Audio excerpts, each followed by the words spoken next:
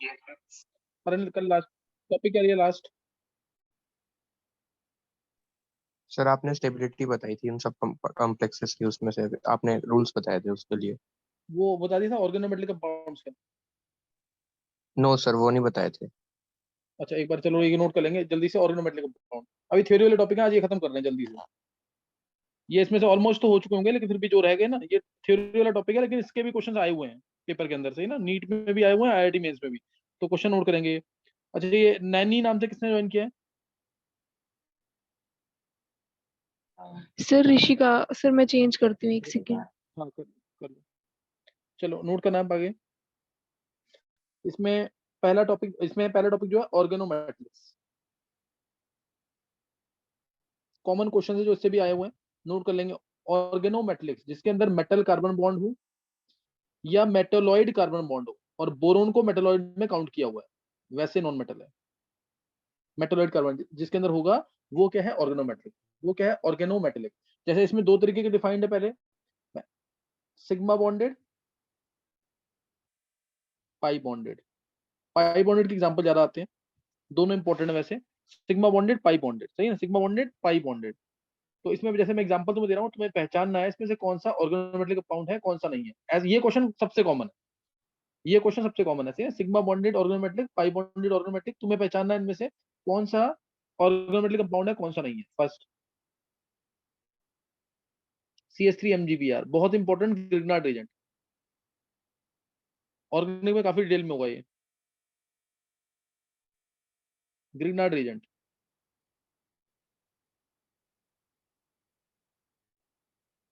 CH3 whole twice Zn या R2Zn, ये भी इंपॉर्टेंट है, नेम रिएक्शन में यूज होता है। फ्रैंकलैंड रिएजेंट, फ्रैंकलैंड रिएक्शन के अंदर जो वुड रिएक्शन की तरह होती है।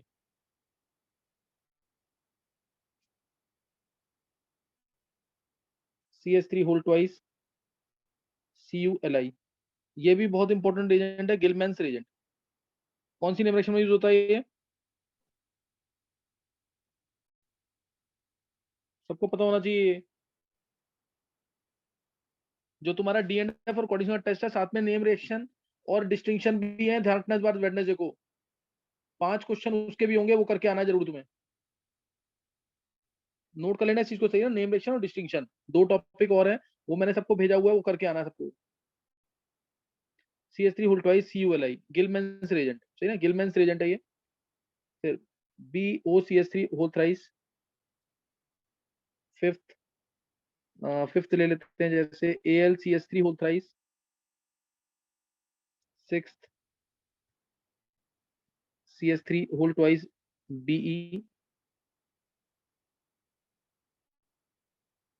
CH3 होल 4Si,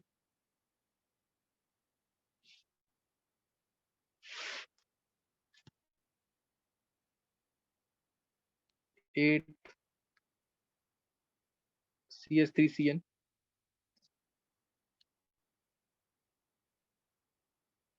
CH3 या CaCO3, 10th CaC2, 11th NiCO whole 4, CrCO whole 6,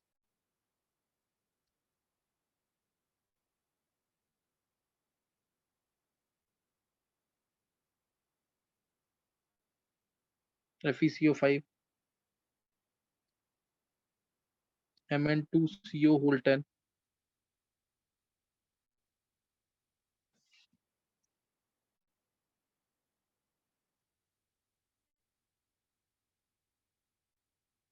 C6H6 whole 2 Cr, FeC5H5 whole 2। चलो इनके अंदर पहचानना तुम्हें कौन सा ऑर्गेनोमेटलिक है, कौन सा ऑर्गेनोमेटलिक नहीं है, सही ना? कौन सा ऑर्गेनोमेटलिक है, कौन सा नहीं है, ये पहचानना है। ट्राई करेंगे इसको जल्दी से।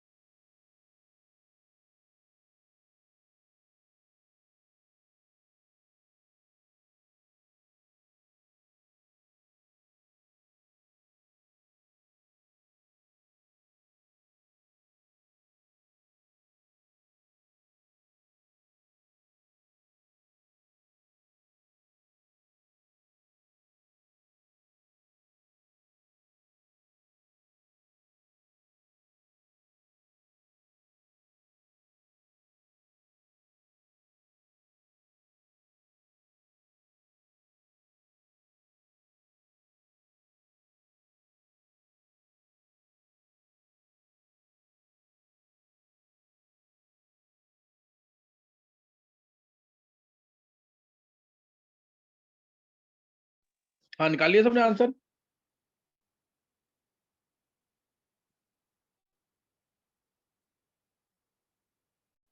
मयंक निकाल लिया आंसर? Yes sir. चलो और किसने निकाल लिया आंसर? आर्यन, आर्यन बोलो आंसर। सर इसमें जो है CH3CN नहीं होगा,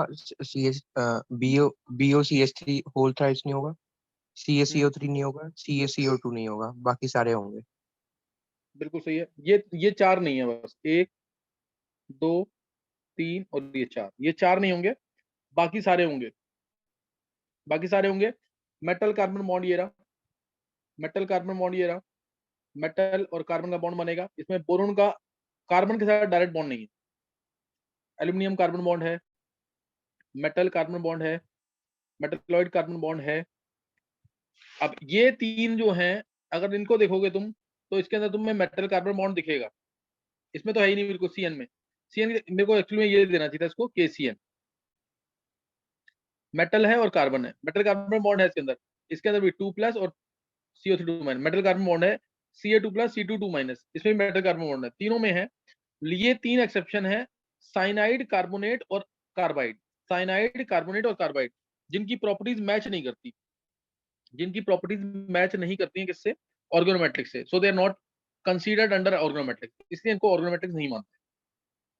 ये नोट कर लेने, साइनाइड्स, कार्बोनेट्स और कार्बाइड्स, ये तीन नहीं है। बाकी मेटल कार्बन बॉन्ड है, मेटल कार्बन बॉन्ड है, मेटल कार्बन बॉन्ड है, मेटल कार्बन बॉन्ड आएगा, इसमें मेटल कार्बन बॉन्ड आएगा। और ये कंपाउंड तो पाई बॉन्डेड है, पाई बॉन्डेड ऑर्गेनोमेट्रिक, पाई बॉन्डेड ऑर्गेनोमेट्रिक। बहुत इंपॉर्टेंट कंपाउंड, मैं इसको बता देता हूँ, एक बार पहले ही बताया हुआ है। इनकी प्रिपरेशन किसको याद है? फेरोसीन, डाइबेंजीन क्रोमियम और एक जीसस सॉल्ट, तीनों बहुत इंपॉर्टेंट है। नीट में 2 बार आ चुका है जीसस सॉल्ट, KPtCl3। याद है किसी को कि नहीं है?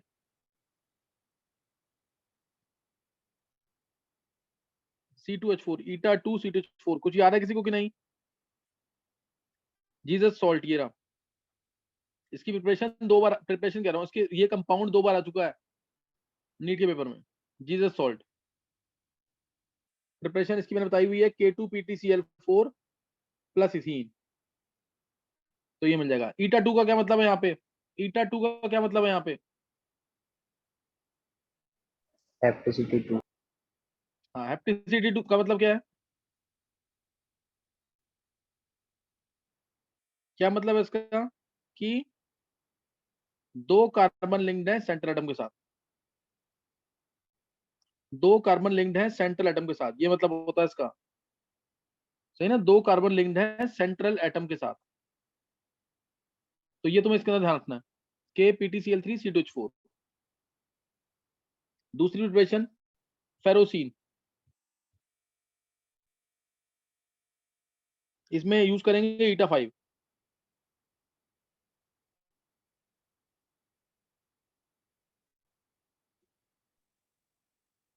वोल्ट वाइज ये फेरोसीन है, फेरोसीन। ये साइक्लोपेंटाडाइनाइल आयन, साइक्लोपेंटाडाइनाइल आयन ये रह गया। नेगेटिव चार्ज इधर, नेगेटिव चार्ज इधर, ये इलेक्ट्रॉन डोनेट कर रहा है आयरन को। सही ना, ये फेरोसीन है। ये क्या है? फेरोसीन। इसको सैंडविच कंपाउंड भी कहते हैं, इनको मेटेलोसीन्स भी कहते हैं। मेटेलोसीन्स क्यों कहते हैं इनको? प्रिपरेशन इसकी FeCl2 plus C5H5 MgBr, C5H5 MgBr ये देगा इसको, फेरोसीन को। सैंडविच कंपाउंड तो तुम्हें लिख ही रहा है, central atom is acting as sandwich between the two rings. Metallocenes क्यों कहते हैं? एक और है डाइबेंजीन chromium,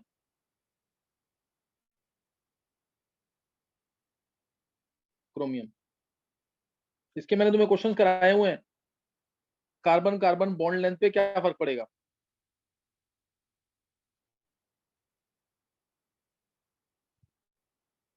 benzene plus chromium, twice of benzene plus chromium, ये मिक्स होंगे तो मिलेगा डाइबेंजीन क्रोमियम, और इसके आगे हम लिखते हैं eta6।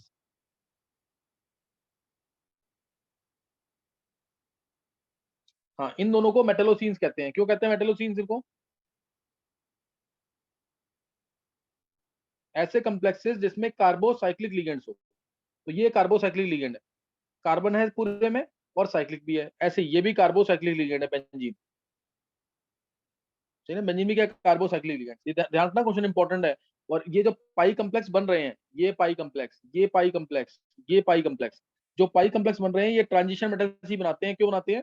क्योंकि इनके पास वेकेंट डी ऑर्बिटल्स होते हैं, so they can accept electrons from ligands having pi electron, so they can accept electron। ये बोर्ड का क्वेश्चन है, why transition metals form pi complexes, या how transition metals form pi complexes, because transition metals they have vacant d orbitals where they can accept electrons from ligands having pi electrons।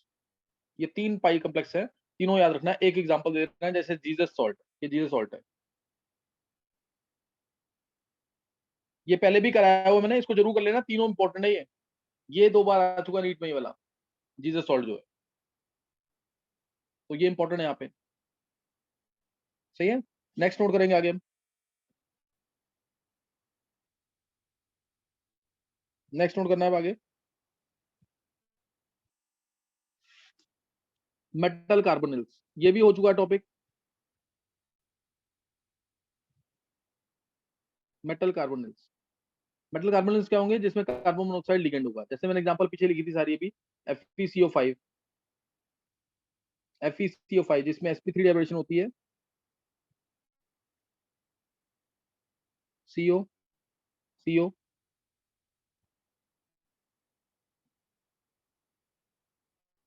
ये क्या है? Metal carbonyl, sp3 hybridization, sp3 hybridization. और carbon monoxide अगर अकेला ligand है तो उसे बोलेंगे होमोलेप्टिक कार्बोनिल्स। अगर carbon monoxide is the only ligand then it is called as homoleptic carbonyl. CrCO6 है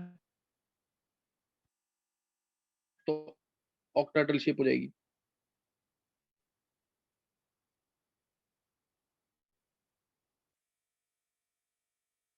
वो बड़ा होना चाहिए, वो छोटा हो गया तो कोबाल्ट हो जाएगा वो।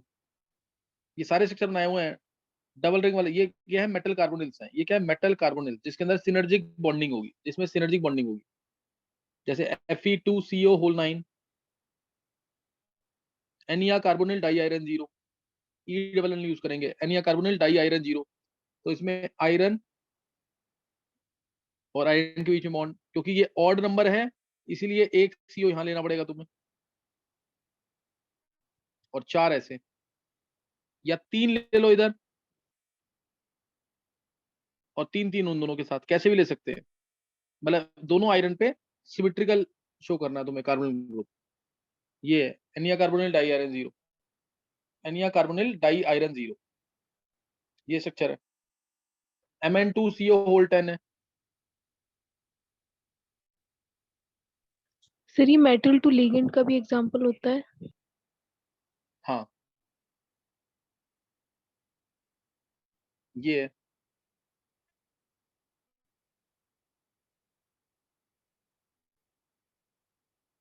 या तो 2 CO तुम बीच में ले सकते हो, जैसे ऊपर ये लिया ना CO, 2 CO Mn के साथ भी ले सकते हो ऐसे, और 4 इधर लगा दो, 4 इधर लगा दो, इधर भी हो जाएगा ये ऐसे। इसमें मैंने तुमसे निकला, अगर तुम्हें ध्यान हो ना, मैंने इसके अंदर तुम्हें EAN निकलवाया था, effective atomic number, effective atomic number जो 36 आया था दोनों केस में। तो ऐसे क्वेश्चन आ सकते हैं, सही ना। तो इसके अंदर ये ध्यान रखना तुम्हें। नेक्स्ट अब जैसे ये मैंने बनवा लिया तुमसे। अब मेटल कार्बोनिल जो है, मेटल कार्बोनिल्स है, इसमें बॉन्डिंग तुम्हें ध्यान होगी, बॉन्डिंग मैंने कराया था। इसके अंदर मेटल है, मेटल के साथ CO जो है, ये सिग्मा बॉन्ड बनेगा, इलेक्ट्रॉन ले भी सकता है, ध्यान देना। ये इलेक्ट्रॉन, लिगेंड का काम है इलेक्ट्रॉन देना, इलेक्ट्रॉन दे रहा है ये, और लेगा भी। मेटल के फील्ड डी ऑर्बिटल से ये इलेक्ट्रॉन लेगा भी, तो पाई बॉन्ड। मेटल के फील्ड डी ऑर्बिटल से ये इलेक्ट्रॉन लेगा तो पाई बॉन्ड बन जाएगा। मेटल के फील्ड डी ऑर्बिटल से इलेक्ट्रॉन लेगा तो क्या बन जाएगा? Pi bond. तो इसलिए जब भी मेटल कार्बोनिल आएगा तो इसमें सिग्मा और पाई कैरेक्टर दोनों होंगे, इसमें सिग्मा और पाई कैरेक्टर दोनों होंगे, ध्यान रखना चीज का। समझ गया कि नहीं है? इसमें सिग्मा और पाई कैरेक्टर दोनों होंगे। ये क्वेश्चन मैंने कराया हुआ तुम्हें सिनर्जिक बॉन्डिंग के अंदर, इसको सिनर्जिक बॉन्डिंग कहते हैं। मेटल और लिगेंड के बीच में जो बॉन्ड है वो स्ट्रॉन्ग हो रहा है। सिग्मा बॉन्ड पाई बॉन्ड की स्ट्रेंथ को बढ़ाएगा, पाई बॉन्ड सिग्मा बॉन्ड की स्ट्रेंथ को बढ़ाएगा, सिग्मा बॉन्ड पाई बॉन्ड की स्ट्रेंथ को बढ़ाएगा, और पाई बॉन्ड सिग्मा बॉन्ड की स्ट्रेंथ को बढ़ाएगा। ये इसके अंदर ध्यान रखना है।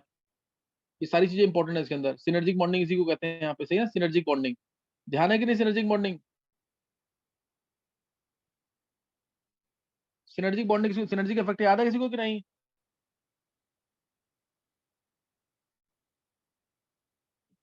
आर्यन,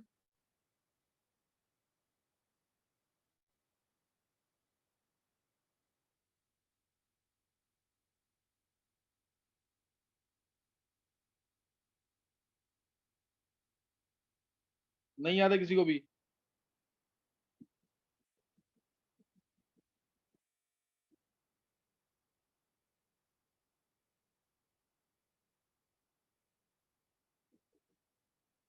हाँ मानव। सर लिगेंड्स जो sir pair of electron donate करते हैं लोन पेयर को, और उनके पास टेंडेंसी भी होती है इलेक्ट्रॉन एक्सेप्ट करने की भी। हाँ सही है, सही है। एक क्वेश्चन जैसे है इसका सिनर्जिक, इसी के ऊपर, सिनर्जिक बॉन्डिंग के ऊपर तुम्हें अरेंज करना है frequency, CO frequency, stretching frequency के अंदर, stretching frequency of CO bond, T I CO6 2 negative, VCO6 negative, CrCO6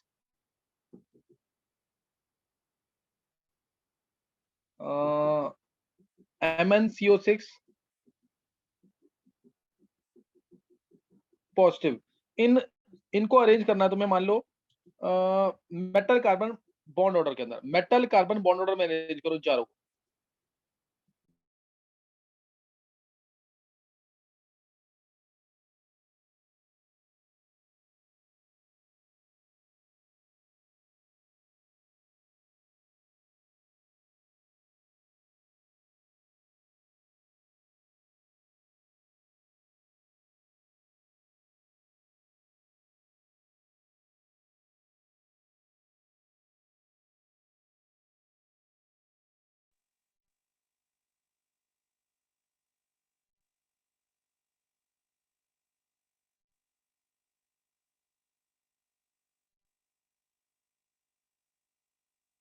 हाँ निकाला किसी ने आंसर?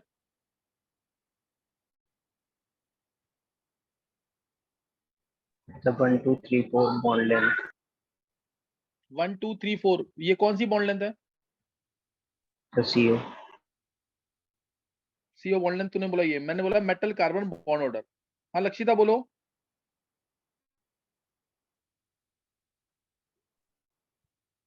लक्षिता,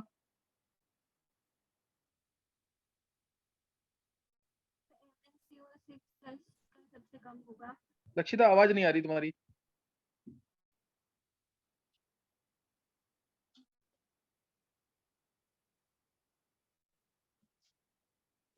लक्षिता आवाज नहीं आ रही तुम्हारी। और कौन देगा आंसर इसका?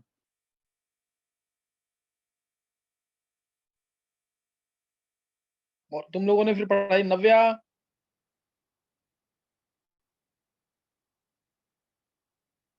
देखो उसके अंदर मेटल कार्बन बॉन्ड ऑर्डर बोला मैंने, मेटल कार्बन बॉन्ड ऑर्डर देखो, टाइटेनियम है, टाइटेनियम है और कार्बन है। सीओ का तो काम है ही इलेक्ट्रॉन देना, सही ना? सीओ का तो काम है ही इलेक्ट्रॉन देना, किसको? टाइटेनियम को। अब टाइटेनियम पे चार्ज आ गया 2 नेगेटिव अगर, तो ये तो इलेक्ट्रॉन क्या कर सकता है? ये इलेक्ट्रॉन बहुत आसानी से देगा ना। इधर भी ये इलेक्ट्रॉन दे रहा है इसको, और नेगेटिव चार्ज होने की वजह से ये तो बहुत जल्दी इलेक्ट्रॉन इसको देगा, पाई बॉन्ड बनाएगा जो। तो मेटल कार्बन बॉन्ड बहुत स्ट्रॉन्ग होगा 2 नेगेटिव अगर चार्ज है, मेटल कार्बन बॉन्ड स्ट्रॉन्ग होगा, और सीओ का बॉन्ड ऑर्डर कम हो जाएगा। इधर ध्यान रखना, सीओ का बॉन्ड ऑर्डर कम हो जाएगा, सीओ की बॉन्ड लेंथ बढ़ जाएगी,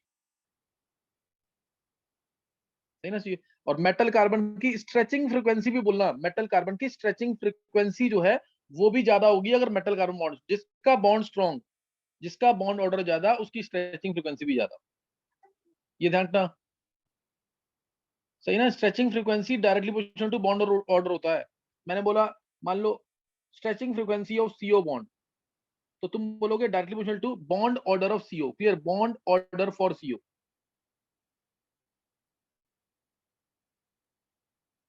Stretching frequency of CO bond will be directly proportional to bond order of CO. ऐसे ही इसमें एक नेगेटिव चार्ज है, ये भी इलेक्ट्रॉन देगा, लेकिन इतना नहीं देगा जितना टाइटेनियम दे रहा था। इसमें कोई नेगेटिव चार्ज नहीं है, नॉर्मल है, तो ये इलेक्ट्रॉन देगा।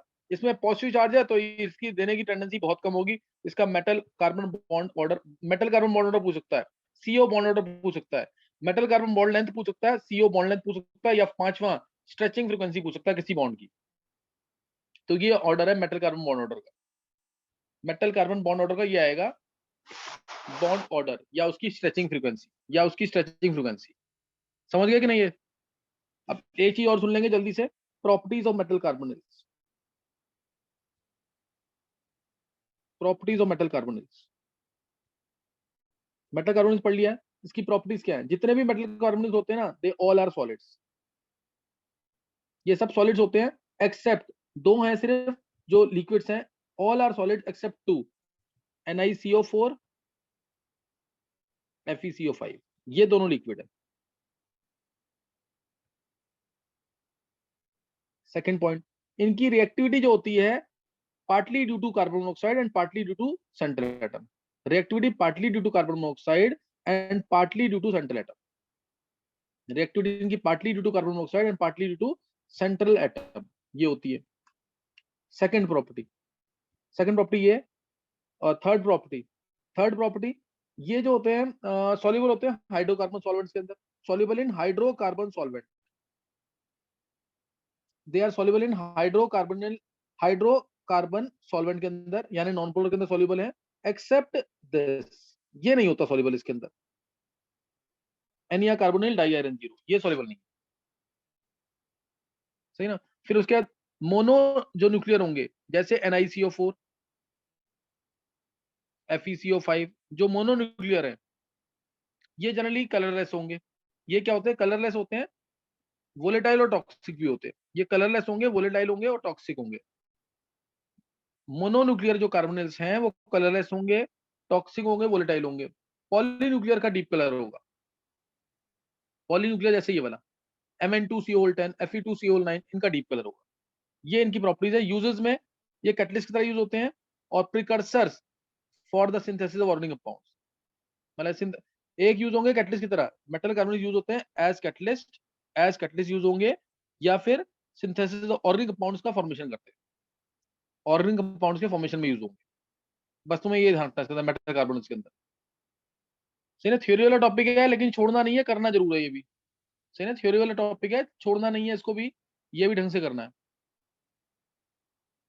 फिर नेक्स्ट नोट करना है, बस 5-7 मिनट का काम और रह गया, एक बार ना रीजॉइन कर लेंगे। Importance and application of complexes बताऊंगा मैं, importance and application of complexes और ऑर्गेनोमेट्रिक्स, ये नोट करेंगे। 5-10 मिनट के लिए रीजॉइन करना है।